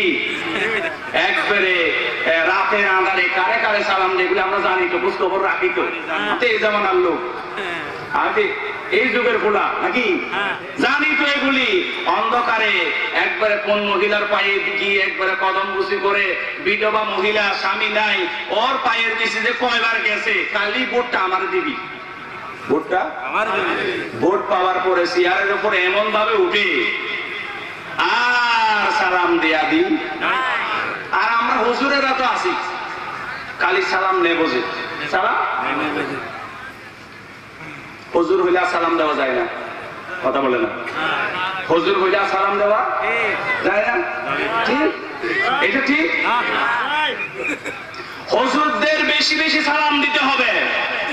যারা সালাম মুখ দিয়ে বের হয় না, বুঝতে হবে তার ভিতরে অহংকার কাজ করছে। তার ভিতরে কি আছে? এটা অহংকারী হুজুর। যে হুজুরের মুখ দিয়ে সালাম বের হয় না, ওই হুজুর অহংকারী হুজুর। তার ভিতরে কিবির আছে। তার ভিতরে কি আছে? হুজুরেরা বেশি সালাম দিতে হবে। আপনি হুজুর হয়েছেন, কি হয়েছেন? মুহাম্মদ রাসূলুল্লাহ সাল্লাল্লাহু আলাইহি ওয়াসাল্লাম। তিনি কি ছোট হুজুর ছিলেন না সবচেয়ে বড় হুজুর ছিলেন? তিনি সালাম দিতেন মিয়া, নিজের স্ত্রীকে সালাম দিতেন। সুবহানাল্লাহ। আজকে আমি যখন বলবো আজকে বাসায় গিয়ে আপনারা স্ত্রীদেরকে সালাম দিবেন, আপনারা বলবেন যে সি সি তওবা তওবা, বউ রেখেন সালাম দিবেন, ঠিক না? অথচ আপনি দাবি করতেছেন মুহাম্মদ সাল্লাল্লাহু আলাইহি ওয়াসাল্লামের উম্মত। নবীর উম্মত কি এমনি হওয়া যাবে? গাল মারলে কি নবীর উম্মত হওয়া যায়? মান আহাব্বা সুন্নতি ফাকাদ আহাব্বানি ওয়া মান আহাব্বানি কানা মাই ফিল জান্নাহ। নবীজি বলেন, যে ব্যক্তি আমার সুন্নতকে মহব্বত করলো সে আমাকে মহব্বত করলো, আর যে আমাকে মহব্বত করলো ওই ব্যক্তি আল্লাহর জান্নাতে আমার সাথে থাকবে। নবীজির সুন্নাত কি ছিল? সালাম দেওয়া। নবীজির সুন্নাত কি ছিল? স্ত্রীদেরকে সালাম দিতেন, ঘরের দরজায় গিয়ে বলতেন আসসালামু আলাইকুম। পারবেন? পারবেন? এই আমল করতে পারবেন? আপনাদের স্ত্রীরা কিন্তু শুনতেছে, ঘরে গিয়ে যদি সালাম না দেন এটা কিন্তু খবর আছে। আর সবচাইতে বড় কথা হলো এটা তো ভিডিও হচ্ছে, এ ভিডিও না। কে ভিডিও করতেছে? আল্লাহ। কিরামান কাতিবিনা ইয়ালামুনা মা তাফআলুন। কিরামান কাতিবিনের ভিডিও থেকে বাদ যাচ্ছেন আপনি? আপনি কিন্তু ওয়াদা করেছেন বাড়িতে গিয়ে সালাম দিবেন, দিবেন তো ইনশাআল্লাহ। একজন মুসলমানের উপর অপর মুসলমানের ছয়টি হক। এক নাম্বার হলো কোন মুসলমান যখন কোন মুসলমানের সামনে পড়বে কি দেবে? সালাম। দুই নাম্বার হলো ওয়ায়ুজিবুহু ইদা দাআহু। কোন মুসলমান যদি আপনাকে দাওয়াত দেয়, হক হলো তার দাওয়াতে সাড়া দেয়া, যদি শরীয়ত সম্মত কোনো উযর না থাকে। একবারে খুব আপনি মজবুর মুসিবতে আছেন, অসুবিধায় আছেন, সেটা ভিন্ন কথা। যদি অসুবিধায় না থাকেন, এক মুসলমান আপনাকে একটু আবদার করে, আদর করে, মায়া করে একটু দাওয়াত দিল, তার বাড়িতে গিয়ে আপনি যা পারেন একটু খাইতে হবে। কথা কি বুঝতে পারছেন? এটা হক। এটা কি? এরপরে ওয়ায়ুসাম্মিতুহু ইদা আতাসা। কোন মুসলমান যখন হাসি দিয়ে বলে আলহামদুলিল্লাহ, বলে কিনা? এটার জবাব দিতে হবে। এটার কি দিতে হবে? ইয়ারহামুকাল্লাহ। কি বলতে হবে? কেউ যখন বলবে আলহামদুলিল্লাহ, আপনি বলবেন কি? ওই বান্দা আল্লাহর প্রশংসা করলো। হাসি দেওয়ার পর একটু ভালো লাগে না?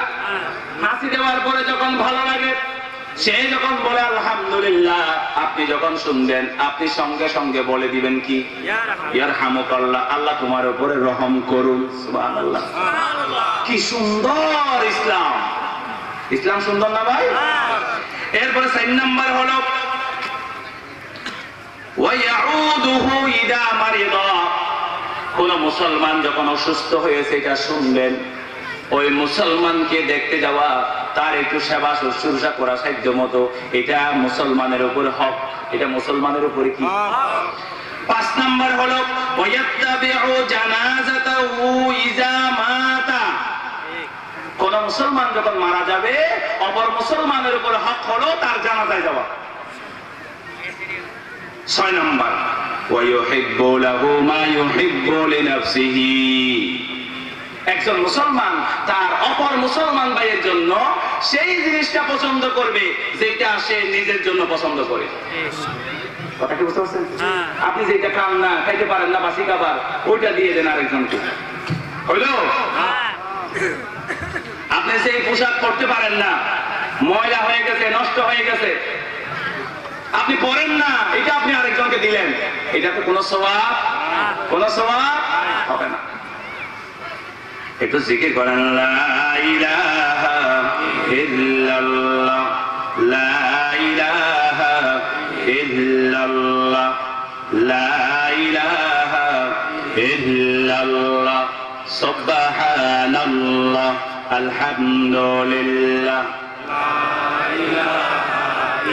লা ইলাহা ইল্লাল্লাহ, লা ইলাহা ইল্লাল্লাহ, মুহাম্মাদুর রাসূলুল্লাহ সাল্লাল্লাহু আলাইহি ওয়াসাল্লাম। মুহাম্মদুর রাসূলুল্লাহ সাল্লাল্লাহু আলাইহি ওয়াসাল্লাম তিনি এতিমের অধিকারের কথা বলেছেন। সুবহানাল্লাহ। আল্লাহ পাক বলেছেন, ইন্নাল্লাযীনা ইয়াকুলুনা আমওয়ালাল ইয়াতামা যুলমা ইন্নামা ইয়াকুলুনা ফী বুতুনিহিম নারা ওয়া সায়াসলাউনা সাঈরা। আল্লাহ পাক বলছেন, এতিমের মাল যারা জুলুম করে খেয়ে ফেলে, আছে না নাই? আছে। আল্লাহ পাক বলছেন তারা এতিমের মাল খায় না, তারা নিজেদের পেটের ভিতরে আগুন বক্ষণ করে, আগুন ঢুকায়, তারা অচিরেই জাহান্নামে যাবে। বলি নাউযুবিল্লাহ। আমার ভাইয়েরা, বিশ্বনবী মুহাম্মদ রাসূলুল্লাহ সাল্লাল্লাহু আলাইহি ওয়াসাল্লাম শুধু মুসলমানদের অধিকার প্রতিষ্ঠা করে যান নাই, আল্লাহর হাবিব তিনি মুসলমানদের অধিকারের কথা যেমন বলেছেন, অমুসলিমদের অধিকারের কথাও তিনি বলেছেন। নবীজি মুহাম্মদ রাসূলুল্লাহ সাল্লাল্লাহু আলাইহি ওয়াসাল্লাম অমুসলিমদের যে অধিকার দিয়েছেন পৃথিবীর বুকে আজ পর্যন্ত কোন ধর্ম অন্য ধর্মের মানুষদের জন্য তা নিশ্চিত করতে পারে নাই। সুবহানাল্লাহ। আল্লাহর নবী বলেছেন, আল্লাহর হাবিব বলেছেন, কোন মুসলমান যদি কোন সংখ্যালঘু অমুসলিমদের জান মালের যদি আঘাত করে অন্যায়ভাবে, কাল কিয়ামতের দিন আমি ওই অমুসলিম ব্যক্তির পক্ষ হয়ে মুসলমান যে জুলুম করেছে ও মুসলমানের উপরে তার পক্ষ হয়ে আমি আল্লাহর আদালতে মামলা দায়ের করব। ইসলাম শিক্ষা দিয়েছে অমুসলিমদের কোন মন্দিরে, অমুসলিমদের কোন পেগোডায়, অমুসলিমদের কোন গির্জায় আঘাত করা যাবে না, ঢিল ছোড়া যাবে না। এই শিক্ষা দিয়েছে কে? মুহাম্মদুর রাসূলুল্লাহ। আপনার সমাজে তারা আছে বলে, তারা সংখ্যায় কম বলে তাদের উপরে জুলুম করা যাবে? অমুসলিমদেরকে জুলুম করা যাবে না। অন্য ধর্মের মানুষদেরকে ইসলাম যে অধিকার দিয়েছে পৃথিবীর বুকে আর কোন ধর্ম সেই নজির দেখাইতে পারে? একবার হযরত ওমর ফারুক রাদিয়াল্লাহু তাআলা আনহুর শাসনামলে সিরিয়ার খ্রিস্টান পল্লীর ভিতরে একটা হইচই পড়ে গেছে। সিরিয়ার গভর্নর, তৎকালীন গভর্নর হযরত আমর ইবনুল আস রাদিয়াল্লাহু তাআলা আনহু, এক পর্যায়ে তার কাছে বিচার আসলো। ঘটনা কি? ঘটনা হলো খ্রিস্টান পল্লীর মধ্যে তারা ঈসা আলাইহিস সালামের একটা ভাস্কর্য রেখে দিয়েছিল। কি বলছি? মূর্তি। কি দেখা গেল কেউ যেন ওই ভাস্কর্যের ওই মূর্তির একটা নাক ভেঙে দিয়েছে। কি ভেঙে দিয়েছে? নাক ভেঙে দিয়েছে। এখন খ্রিস্টানরা চলে আসলো বিচার চাইতে। কি চাই? তারা হযরত আমর ইবনুল আস বললেন, তোমরা কেমন বিচার চাও? কি ধরনের বিচার চাও? তারা বলল, আমরা এই বিচারটা এইভাবে করতে চাই, এটা নিশ্চয়ই মুসলমানেরা করেছে, আমাদেরকে হিংসা করে নিশ্চয়ই মুসলমানেরা করেছে। এটা আমরা এইভাবে করতে চাই, যেহেতু আপনাদের মুসলমানেরা কেউ না কেউ আমাদের নবীর মূর্তির নাক ভেঙে দিয়েছে, আমরাও আপনাদের নবীর একটা মূর্তি বানাবো। নাউজুবিল্লাহ। তারপরে ওইটার উপর আমরা মুহাম্মদ লিখে দেব। নাউজুবিল্লাহ। তারপরে আমরা মুহাম্মদের নাক ভাঙবো, ওইভাবে অপমানের প্রতিশোধ নেব। নাউজুবিল্লাহ। আমর ইবনুল আস বললেন, তোমরা আমাকে একটু সময় দাও, আমি অপরাধীটার একটু বের করতে পারি কিনা দেখি। এই কাজটা তোমাদেরকে করতে দেওয়া হবে না, প্রয়োজনে নবীর মূর্তি বানিয়ে তোমাদেরকে মূর্তির নাক ভাঙতে দেওয়া হবে না। আমি যদি অপরাধীর শাস্তি দিতে না পারি, আমার নাক তোমরা কেটে নিও। সুবহানাল্লাহ। বিচারের দিন তারিখ ঠিক হলো, বিচার ঠিক হলো, দিন তারিখ গনিয়ে আসলো, দিন চলে আসলো, বিচারের দিন। এখন হাজার হাজার লোক সমবেত। অপরাধীকে যদি খোঁজে আনা না যায়, নাক কাটা যাবে মুসলমানদের গভর্নর আমর ইবনুল আসের জীবন্ত মানুষের নাক কাটা যাবে। এটা কি সার্টিকানি কথা? ধরেন ডিসি সাহেবের নাক কাটা হবে এখানে। কক্সবাজারের ডিসি সাহেব বললেন যে আমি যদি এই বিচারটা করে দিতে না পারি, আমার নাক কেটে নিও তোমরা। এটা দেখার জন্য লোকজন আসবে না? ব্যাপারটা এরকম। হাজার হাজার লোক চলে আসলো। আমর ইবনুল আস রাদিয়াল্লাহু তাআলা আনহু, তিনি আসলে অপরাধীকে খুঁজে বের করতে পারেন? এখন তো নাক কাটতেই হবে। মুসলমানের কথা কি দুইবার হবে নাকি? এক কথাই তো। লোকেরা অপেক্ষা করলো, একটু পরে আমর ইবনুল আসের নাক কাটা যাবে। কি কাটা যাবে? এটা আমর ইবনুল আস নিজে প্রতিশ্রুতি দিয়েছিলেন। হঠাৎ করে দেখা গেল পিন পতন নীরবতা ভেঙে দিয়ে একজন মুসলমান সামনের দিকে এগিয়ে আসলো, হাতের মধ্যে ওই মূর্তির নাকটা, মূর্তির কি মূর্তির নাক এটা হাতে নিয়ে চলে আসছে, বলে যে মূর্তির নাক আমি ভেঙেছি, আমার নাক কেটে নেন, আমাদের গভর্নর আমর ইবনুল আসের নাক নয়। সুবহানাল্লাহ। ও যে নাক ভাঙছে কেউ কি দেখছিল? দেখছেন মুসলমানদের সততা? দেখছেন? আমর ইবনুল আস জিজ্ঞেস করলেন, তো তুমি নাক ভাঙলে কেন? আমি নাক ইচ্ছা করে ভাঙি নাই। ওই লোকটা বলল, আমি নাক ইচ্ছা করে ভাঙি নাই, আমি আসলে একটা পাখি শিকার করতে গিয়ে আমি তীর নিক্ষেপ করেছিলাম, লক্ষ্যভ্রষ্ট হয়ে তীরটা কিন্তু ওই মূর্তির মাথায় গিয়ে নাকে গিয়ে আঘাত করে নাকটা ভেঙে যায়। আমি ইচ্ছা করে, অপরাধ যেহেতু আমি করেছি, আমার নাক কেটে নেয়, নিজের নাকটা তরবারির সামনে দিয়ে দিল। সুবহানাল্লাহ। এর নাম হলো মুসলমান। এর নাম কি? মুসলমানের এই সততা দেখে, মুসলমানের এই বিচার ব্যবস্থা দেখে সেদিন হাজার হাজার খ্রিস্টান পল্লীর খ্রিস্টানেরা কালেমা পড়ে মুসলমান হয়ে গিয়েছিল। সুবহানাল্লাহ। আপনারা কি বলতে পারবেন ইসলাম নবী মুহাম্মদ রাসূলুল্লাহ সাল্লাল্লাহু আলাইহি ওয়াসাল্লাম অমুসলিমদের জন্য, শুধু মুসলমানদের জন্য নয়, অমুসলিমদের জন্য যে অধিকার নিশ্চিত করে গেছেন, পৃথিবীর বুকে আর কোন নেতা, আর কোন ধর্ম, আর কোন মন্ত্র, আর কোন মতবাদ, আর কোন দর্শন এই পৃথিবীতে কেউ কি পেরেছে? ওরা এমনি বলে শান্তি শান্তির কথা বলে, ওই বৌদ্ধরা কত শান্তি, পরম শান্তি, অহিংসা পরম ধর্ম বলে না, কিন্তু তারা কি তাদের কথা রক্ষা করতে পারছে? কি করছে বলেন? এই যে লাখ লাখ রোহিঙ্গা মুসলমানদেরকে তারা হত্যা করছে না?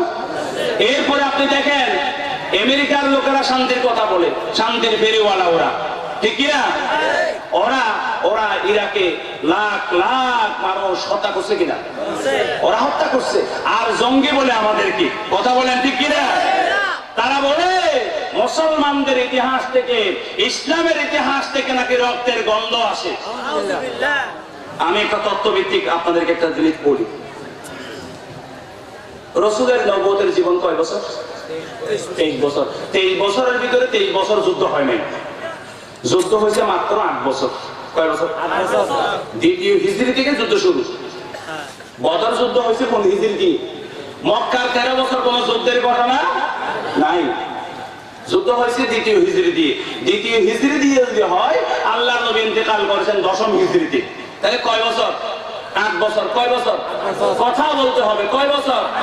8 বছরে 86টি মতান্তরে 82টি যুদ্ধ হয়েছিল। কয়টা? মুসলমান এবং কাফেরদের মধ্যে কয়টা যুদ্ধ হয়েছিল? 82টা মতান্তরে 86টা যুদ্ধ। কয়টা? কয় বছরে? আমরা যারা আজকে চিন্তা করি যে মসজিদের ভিতরে সুবহানাল্লাহ, আলহামদুলিল্লাহ, আল্লাহু আকবার এগুলি বলে জান্নাতে চলে যাচ্ছি খুব সহজে, দেখছেন আল্লাহর নবীর কি কোনো শান্তি ছিল? 8 বছরে যেই নবী 8 বছরে 86টি যুদ্ধ করলেন, নবীর শান্তি ছিল? কখনো তিনি মসজিদের জায়নামাজে, কখনো তিনি তাহাজ্জুদের জায়নামাজে, কখনো তিনি শ্রমজীবী মানুষের কাতারে, আবার কখনো তিনি যুদ্ধের ময়দানে সেনাপতির ভূমিকায়। কথা বলেন ঠিক কিনা? এর নাম হলো মুসলমান। এর নাম হলো কি? কয়টা যুদ্ধ হলো?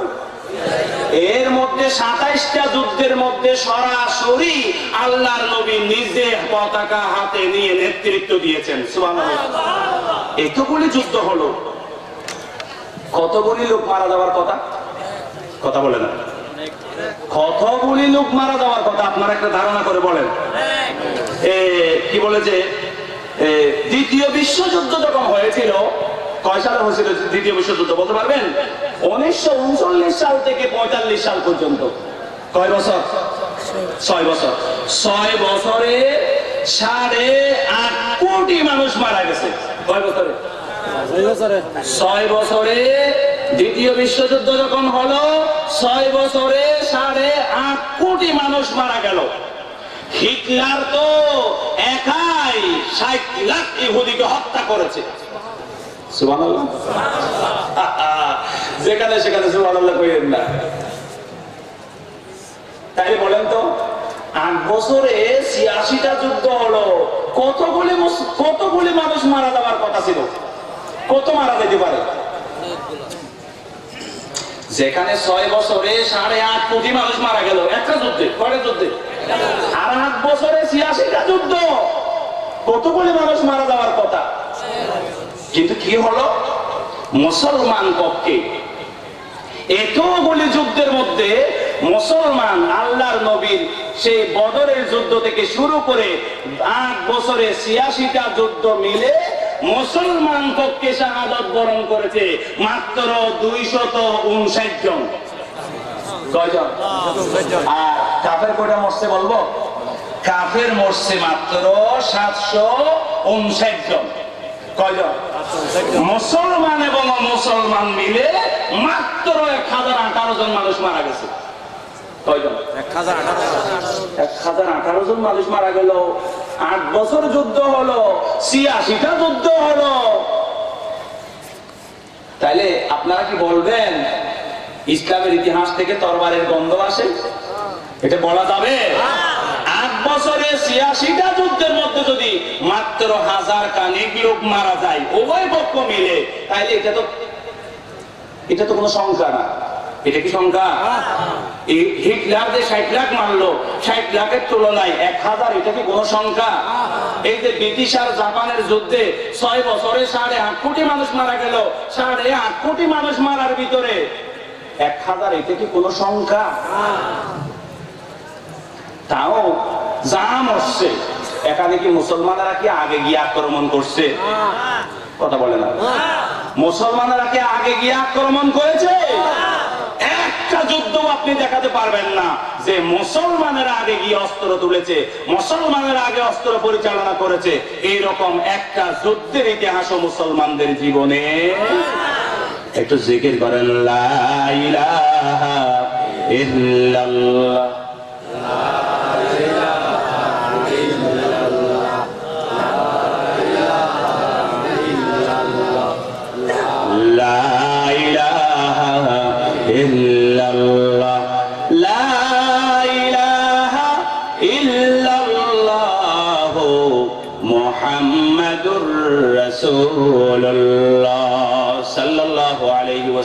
সম্মানিত হাজিরিন, আপনারা দেখতে পাচ্ছেন ইতিমধ্যে আমাদের আজকের মাহফিলের প্রধান অতিথি কৈকং মডেল ইউনিয়ন পরিষদের বারবার নির্বাচিত সফল চেয়ারম্যান, ঐতিহ্যবাহী নিরাশা মজিদি আলিম মাদ্রাসার সম্মানিত সুযোগ্য অধ্যক্ষ, হাজারো আলেমদের ওস্তাজুল আসাতিজা আলহাজ অধ্যক্ষ মাওলানা নূর আহমদ আনোয়ারি সাহেব হাফিজাহুল্লাহ তাআলা মিন কুল্লি সুইন ওয়া মাকরুহ, তিনি আমাদের মাঝে উপস্থিত হয়েছেন। আমি আমার আলোচনার দীর্ঘ করব না, কথা একটাই, নবী মুহাম্মদ রাসূলুল্লাহ সাল্লাল্লাহু আলাইহি ওয়াসাল্লাম তিনি নারীর অধিকার প্রতিষ্ঠা করেছেন, পুরুষের অধিকার প্রতিষ্ঠা করেছেন, শ্রমজীবী মানুষের অধিকার প্রতিষ্ঠা করেছেন, তিনি শাসকদের অধিকার প্রতিষ্ঠা করেছেন, তিনি প্রজাদের অধিকার প্রতিষ্ঠা করেছেন, তিনি মুসলমানদের অধিকারের কথা বলেছেন, তিনি অমুসলমানদের কথা বলেছেন, তিনি নারীদের অধিকার প্রতিষ্ঠা করেছেন। তিনি এক কথায় মানব দানব, মানুষ পশু পাখি, গোটা পৃথিবী যাকে নিয়ে টিকে আছে, গোটা পৃথিবীবাসীর অধিকার নিশ্চিত করেছেন এবং এটার মডেল হিসেবে তিনি এটা বাস্তবায়ন করে দুনিয়ার মানুষকে দেখিয়ে দিয়েছেন। কথা বলেন ঠিক কিনা?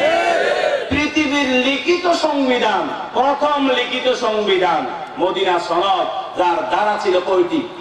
47টি। পৃথিবীর মানুষকে এটাও তিনি দিয়ে নিশ্চিত করে দিলেন, তিনি জানান দিলেন, তিনি বুঝিয়ে দিলেন। তিনি শুধু মসজিদের ইমাম ছিলেন না, তিনি সর্বকালের সর্বশ্রেষ্ঠ একজন মহারাষ্ট্র নায়কও ছিলেন, ঠিক কিনা? মুহাম্মদুর রাসূলুল্লাহ সাল্লাল্লাহু আলাইহি ওয়াসাল্লাম তিনি রাহমাতুল লিল আলামিন। তিনি কি?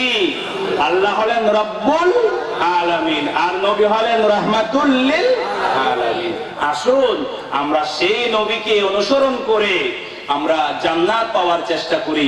আল্লাহ পাক আমাদের সকলকে কবুল করুন, সবাই বলে আমিন।